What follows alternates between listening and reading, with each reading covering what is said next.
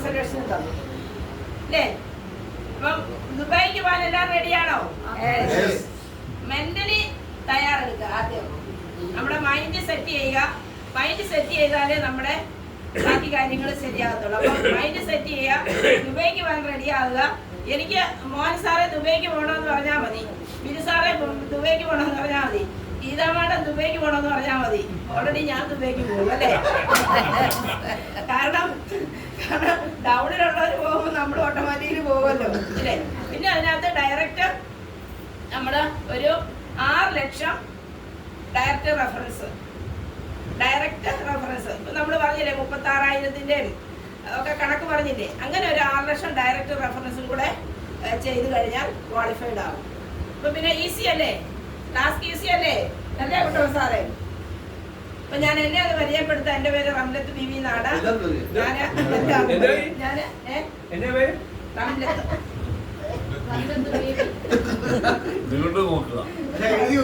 അനുസാറൊക്കെ എന്റെ നാട്ടുകാരൻ എന്നെ കണ്ടിട്ടുണ്ടോ? ഇല്ല അല്ലേ? എന്റെ നാട്ടുകാരാണ്, അയലക്കാരനാണ്. പക്ഷെ ഞങ്ങൾ പട്ടാളമായിട്ട് വെളിയിലെങ്ങാണ്ടായിരുന്നു. എന്താ പറഞ്ഞു വരണ്ടേ? ഒരു ദിവസം അൺലിമിറ്റഡ് ഇൻകം മേടിക്കാമെന്ന് സാർ. ഹലോ, ഒരു ദിവസം അൺലിമിറ്റഡ് ഇൻകം മേടിക്കാമെന്ന് നമ്മുടെ ബിനു സാറ് പറഞ്ഞു. അതിനെന്താ ചെയ്യണ്ടേ? അൺലിമിറ്റഡ് ഇൻകം ആണ് നമ്മുടെ ആഗ്രഹം. 10,000 രൂപ ഒരു ദിവസം കിട്ടിയാൽ മതിയോ? 40,000 കിട്ടിയാൽ മതിയോ? 5,000 കിട്ടിയാൽ മതിയോ? 2,500 കിട്ടിയാൽ മതിയോ? പോരാ. അപ്പൊ അൺലിമിറ്റഡ് ഇൻകം വേണം, എന്നാലേ നമുക്ക് ജീവിച്ചു പോകാൻ പറ്റുള്ളൂ. അപ്പൊ അൺലിമിറ്റഡ് ഇൻകം മേടിക്കണം എന്നുണ്ടെങ്കിൽ എന്താ ചെയ്യണ്ടേ?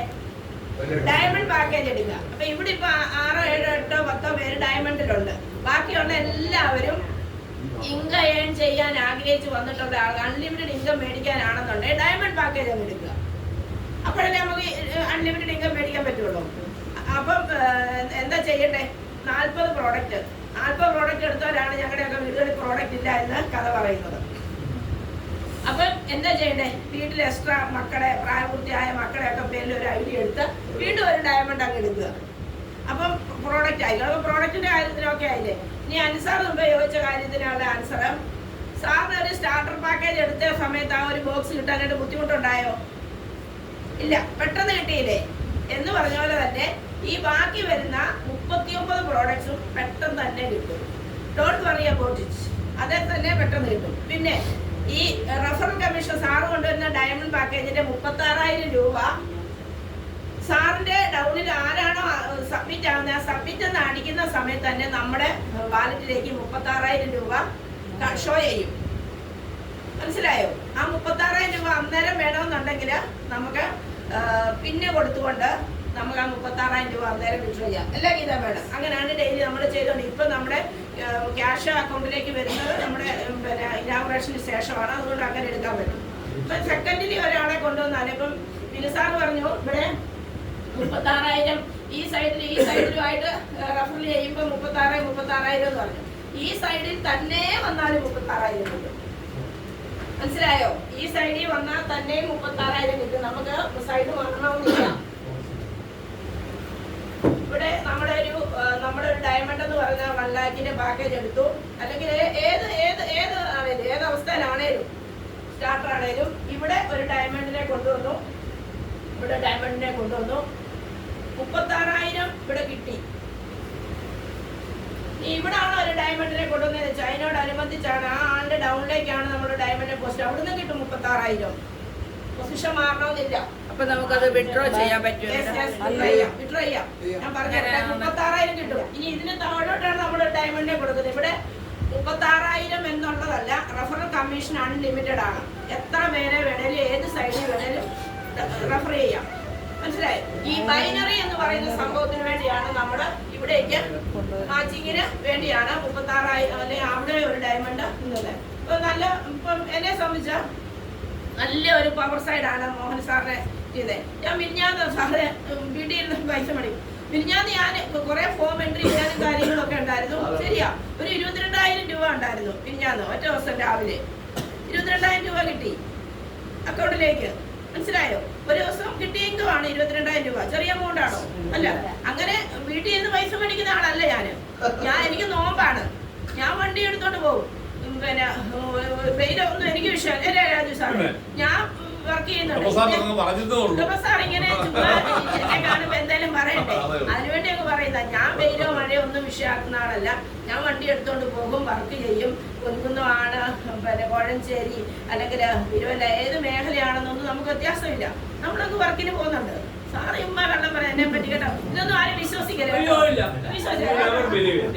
കേട്ടോ സാറേ. വർക്കിന് പോകുന്നുണ്ട്. അപ്പൊ വീട്ടിൽ ഇരുന്ന് തരാം. പക്ഷെ വീട്ടിൽ ഇരുന്നും പൈസ കിട്ടും. എന്താണെന്നറിയാവോ, നമ്മുടെ ടൗണിൽ ആക്റ്റീവായിട്ടുള്ള മെമ്പേഴ്സ്, ഇപ്പം ബിനു സാറിനെ പോലെ, മോഹൻ സാറിനെ പോലെ, ഗീത മാഡത്തിനെ പോലെ, നമ്മുടെ ബഹുമാനപ്പെട്ട പിന്നെ വിശ്വം സാറിനെ പോലെയൊക്കെയുള്ള നല്ല ഡയമണ്ടുകൾ നമ്മുടെ ടൗണിലുണ്ടെന്നുണ്ടെങ്കിൽ അല്ലേ, നമുക്ക് വീട്ടിൽ ഇരുന്നാലും പൈസ കിട്ടും. അത് ആ ഒരു അവസരത്തിലേക്ക് ഒന്ന് സ്റ്റാർട്ട് ചെയ്യുന്ന സമയത്ത് കിട്ടുമോ?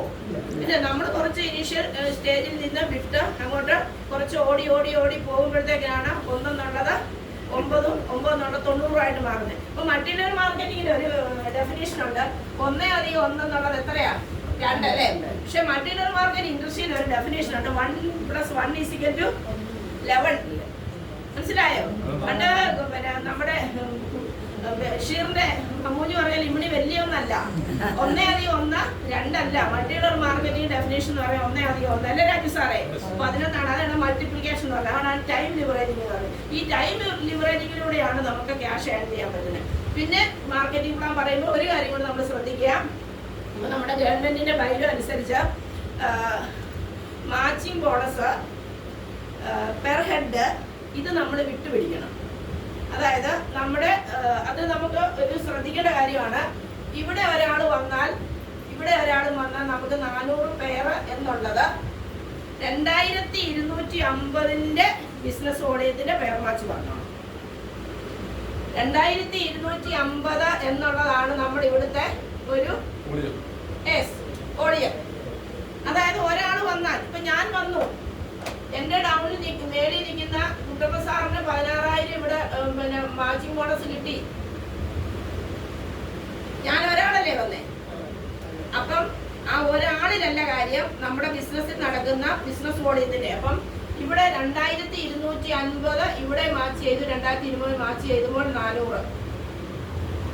ഈ നിയമത്തിനെ അല്ലെങ്കിൽ ഈ പ്ലാനിനെ ഒരു ഗവൺമെന്റും ചോദിക്കാൻ പറ്റുന്നില്ല. മനസ്സിലായോ? അല്ലെങ്കിൽ നമ്മളൊക്കെ പണി കിട്ടും. ക്ലാസ് എടുക്കുമ്പോൾ ശ്രദ്ധിക്കുക. ഒരാൾ വന്നാൽ തലയെണ്ണി പൈസ കിട്ടുന്ന പാക്കേജ് ബൈനറി അല്ല, മാച്ചിങ് ബോണസ് ഇത്. അപ്പോൾ ഒരാളിന് ഇവിടെ തലയെണ്ണി പൈസ കൊടുക്കുന്ന സിസ്റ്റം അത് നമ്മുടെ ഗവൺമെന്റ് ബൈലോയിൽ റെസ്ട്രിക്ട് ചെയ്തിരിക്കുന്ന കാര്യമാണ്. പക്ഷെ ഇവിടുത്തെ ലൂപ്പോള് നമ്മുടെ ആസക്തപ്പെട്ട ഒരു കാര്യമാണ്. ബൈനറിയാണ്, പെർ ഹെഡ് ആണ്. പക്ഷെ ഇവിടുത്തെ അണ്ടർസ്റ്റുഡ് ആയിട്ടിരിക്കുന്ന കാര്യങ്ങൾ 2250 ബിസിനസ് വോളിയം എന്നുള്ളത്, ആ 2250 ബിസിനസ് വോളിയത്തിനാണ് മാച്ചിങ് ബോണസ്.